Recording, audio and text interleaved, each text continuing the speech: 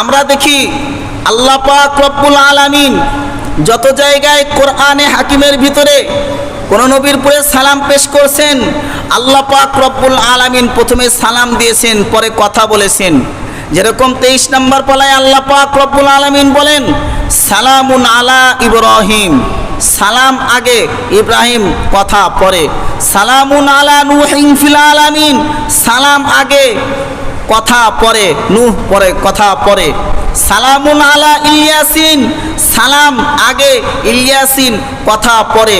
সালামুন আলা মুসা ওয়া হারুন, সালামুন আগে, মুসা এবং হারুন পরে।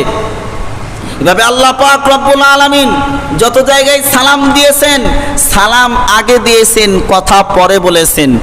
আল্লাহর রাসূলও বলেছেন আসসালামু ক্বাবলাল কালাম, সালাম আগে হবে, কথা পরে বলবেন। তো আমরা সালাম দিই, একজন অপর মুসলমানকে সালাম দিই আসসালামু আলাইকুম, আসসালামু সালাম, আলাইকুম কথা।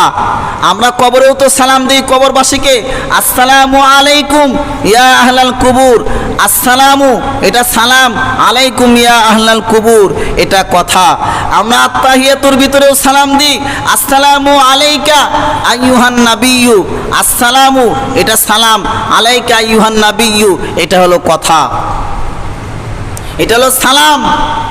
আল্লাহ রাসূল সাল্লাল্লাহু আলাইহি সাল্লাম বলেছেন সালাম আগে হবে, কথা পরে হবে।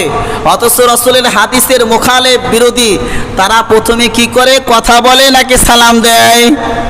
তারা কথা বলে। কি বলে? কথা বলে না সালাম আগে দেয়? সবাই বলেন ইয়া নবী, তারা আগে কথা বলে, সালামুন পরে ব্যবহার করে।